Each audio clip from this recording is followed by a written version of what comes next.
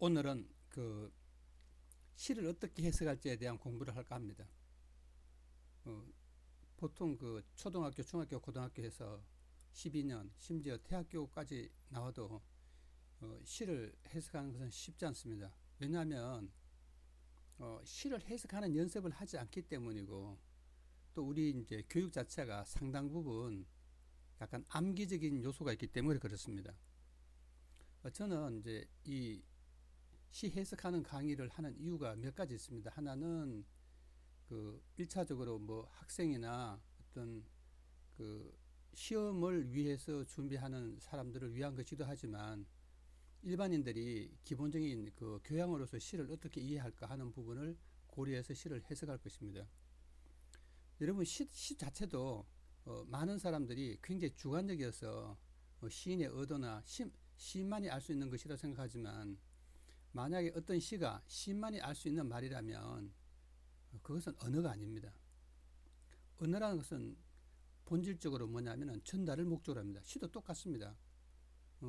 따라서 시는 대단히 객관적인 언어로서 남에게 전달하는 것이기 때문에 시는 객관적으로 해석해야만 하고 또 그렇게 쓰여져야 됩니다. 자, 그런 의미에서 김소월의 시 산화를 해석을 해보도록 하겠습니다. 여러분, 보통 이제 시를 보면은 제목을 알면, 제목이 무엇을 의미하는지 알면은 많은 도움이 됩니다. 하지만 산화라는 뜻을 모를 수도 있습니다. 자, 먼저 그냥 우리가 좀 평범하게 공부를 해봅시다. 여러분, 시라는 것은 결국은 거기에 뭐 산이 나오든 바람이 나오든 어떤 것이 나오든 간에 인간과 관련된 이야기를 하는 것입니다. 그래서 여러분들은 시에서 뭔가 나오면은 그것을 인간 세계에 그대로 적용시키면 됩니다. 여러분, 간단한 예를 한번 볼게요.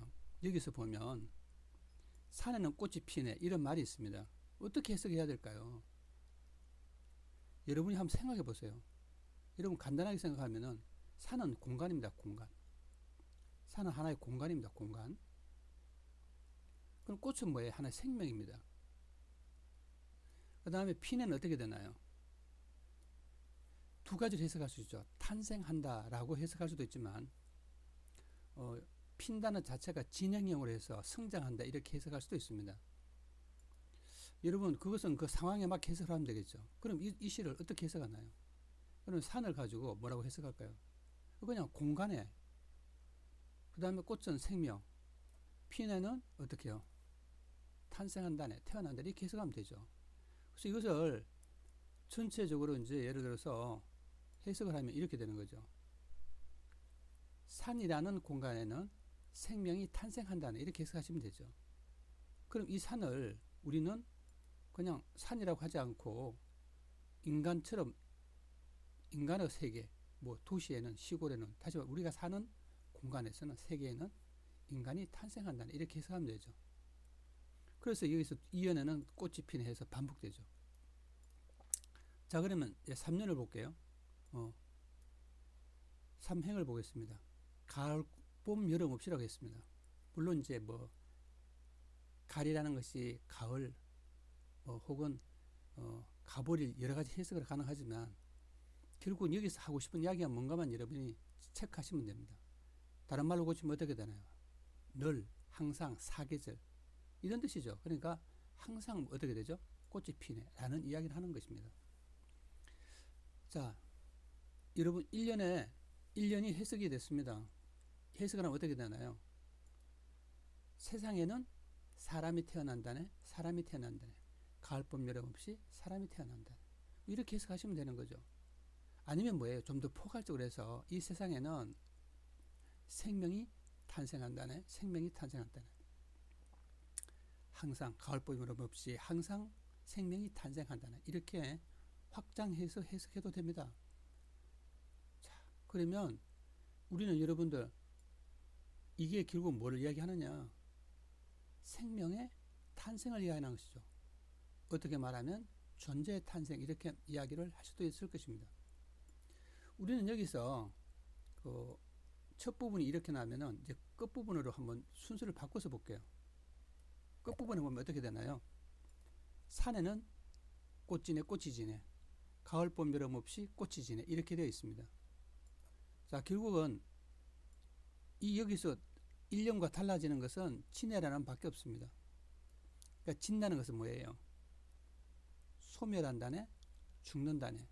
다시 말하면 죽어간다네, 생명이 소멸해 간다네 라고 해석을 하면 되죠. 그래서 산에는 꽃 지네 꽃이 지네, 생명이 죽어간다네, 가을 봄 여름 없이 꽃이 죽어간다네, 혹은 죽는다네 라고 설명을 할 수 있습니다. 여러분, 그 1년하고 그 4년을 연결시켜서 이야기하면 이건 결국 뭐냐면 생명의 탄생과 죽음에 대한 이야기를 하는 것이죠. 이렇게 여러분 해석을 하면은 간단하죠. 자, 이제 2년과 3년을 보도록 하겠습니다. 자, 1년이 뭐라고 했나요? 탄생을 이야기한다면 4년은 죽음을 이야기하는 것이죠. 자, 이제 2년을 보도록 하겠습니다. 산에는 꽃지네, 산에 피는 꽃은 저만치 혼자서 피었네 라고 말했습니다. 우리는 산을 아까 좀 전에 뭐라고 했나요? 세상, 공간, 이런 이야기를 하고 있는 거죠. 그래서 이 세상에 여기서 피어나는 것은 탄생도 이야기하지만 성장하는, 살아가는, 이렇게 해석할 수도 있겠죠. 살아가는 존재, 생명, 인간은 저만치 혼자서 피어있네. 여기서 저만치란 말이 있죠. 저만치. 그 다음에 혼자란 말이 있고, 그 다음에 피어있네라는 것이 있습니다. 자, 이런 부분은 먼저 저만치란 말 자체는 어떤 거리감이죠. 산에 피는 꽃이니까 여러분 산에 이제 두 번 이제 말을 하니까 강조하죠. 그러니까 이 세상이라는 이 세계에 한정된 것이죠. 강조합니다. 이 산이 저 산에가 아니라 그렇게 해석할 수도 있겠지만은 산이라는 공간에, 산이란 이 세상에 피는 어떤 그런 존재는, 그러니까 살아가는 존재는, 탄생하는 존재는 저만치라는 것은 뭐예요? 어떤 존재와의 거리감이죠. 그러니까 어쩔 수 없이 혼자서라는 것은 인간은 본질적으로 고독하고 외롭게, 같은 말이지만, 그러니까 어떤 독자적, 남과 같이 아닌 자기만의 어떤 독자적인 세계를 살아가면서 존재한다는 것을 말하고 있는 것이죠. 여기서 하는 이야기는 주로 어떤 것인가요?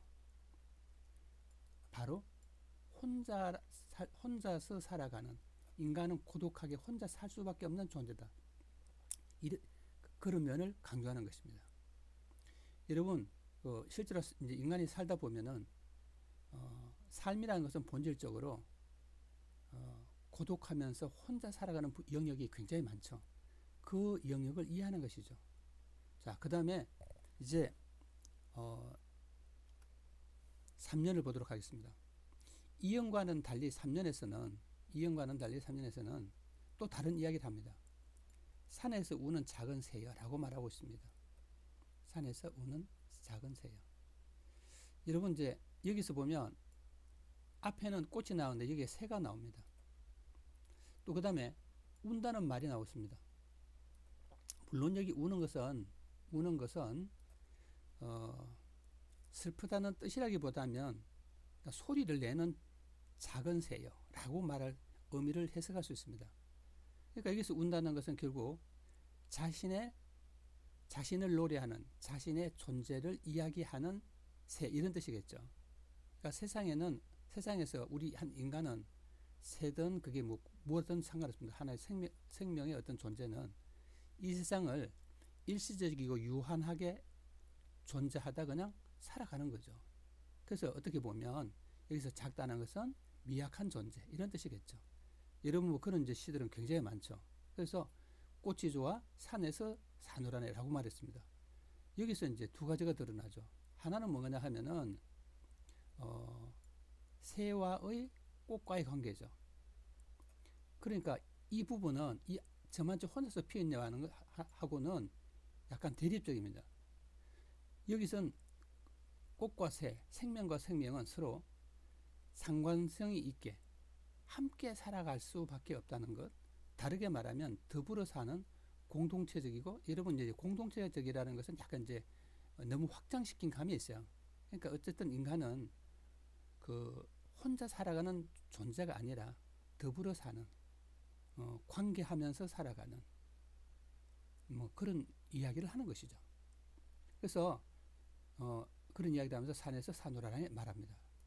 결국 이 이야기를 2년에 3년을 이제 종합적으로 보면 인간은 내적이고 이건 이제 혼자서 피어 있다는 것은 인간의 어떤 독자적 존재, 고립된 존재, 혼자의 존재라는 어떤 정신적 영역과 관련된다고 볼 수 있습니다. 인간은 혼자서 살아가는 것이죠. 어느 한 부분. 근데 또 한편으로 보면은 인간은 더불어 사는, 함께 사는 공동체적 삶을 살아가는 거죠. 인간이 가지고 있는 이원적이에요. 하나는 혼자 살아간다는 측면, 또 하나는 더불어 살아간다는 측면을 이야기하는 것이죠.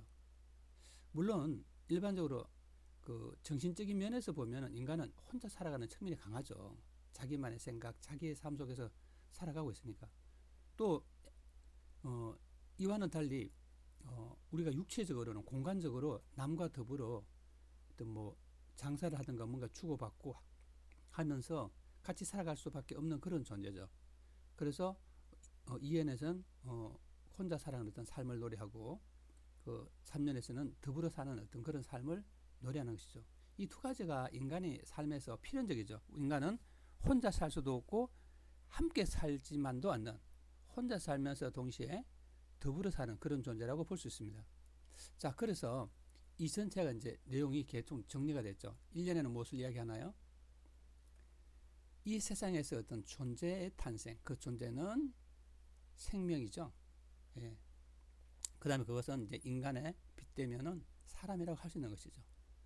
그래서 1년에는 세상에서의 존재의 탄생을 이야기합니다. 2년에서 어떻나요? 이 세상에 피는 꽃적 생명의 그 어떤 특성, 독자적인 삶, 어떻게 말하면 고독한 삶이라고 할 수 있죠. 그런 이야기를 노래하고 있습니다. 3년에는 보면은 대상이 두 것이 나타납니다. 두 개가 나타납니다. 새와 꽃이죠. 이 두 개가 탄생하는 것은 이들은 더불어 살 수밖에 없다는 것을 이야기합니다. 산에 우는 작은 새, 꽃에서 산에 운다고 하는데 이 운다는 자체가 결국은 뭐냐면 꽃과 상관된 울음이라고 봐야 되겠죠.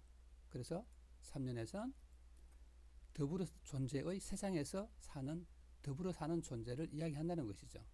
마지막으로 그렇게 살아가던 존재들 꽃, 다시 말하면 생명은 언젠가 필연적으로 죽을 수밖에 없다는 것을 이야기합니다.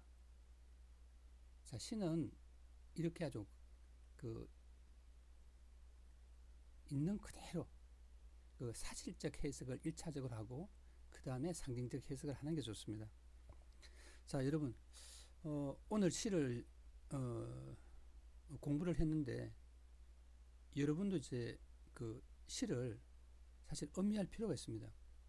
그 다음에 이 속에 담겨져 있는 어떤 삶의 의미뿐만 아니라 정서적 의미, 그러니까 자기 삶과 연관된 생각을 해보면 보다 시가 가슴에 와닿을 것입니다. 시를 공부하다 보면 그것이 인간의 삶을 굉장히 압축적으로 보여주고 또 삶의 한 부분을 진실되게 드러낸다는 것을 자주 느낄 것입니다. 물론 그 대중가요든 어떤 소설이든 다 그런 요소가 없는 건 아니지만 시가 그 무엇보다도 그 인간의 삶의 어떤 순간 찰나를 아주 가장 적합하고 어떻게 보면 그 꿰뚫듯이 드러내는 것이죠. 오늘은 첫 시간으로 김소월의 산유화를 선택했습니다. 시가 첫째 이제 가볍고 또 쉽게 읽힐 수 있는 그런 시기도 합니다. 하지만 그 내용은 그렇게 가볍지 않습니다. 삶에서 존재 깊숙이 있는 어떤 여러 가지 의미를 내포하기 때문에 저도 상당히 좋아하는 시입니다. 또 한편 제 기억으로는 1920년대 아마 25년인가로 기억되는데 그 당시에 이제 매문사라는 출판사가 있었는데 거기에 진달래꽃이라는 시집으로 최초로 이제 발간된 시집으로 기억됩니다. 물론 지금 제 기억이 정확하지 않을 수도 있습니다. 다음에도 이제 그 김소월의 시를 가지고 같이 공부해 보도록 하겠습니다. 다음 시간에 뵙겠습니다. 감사합니다.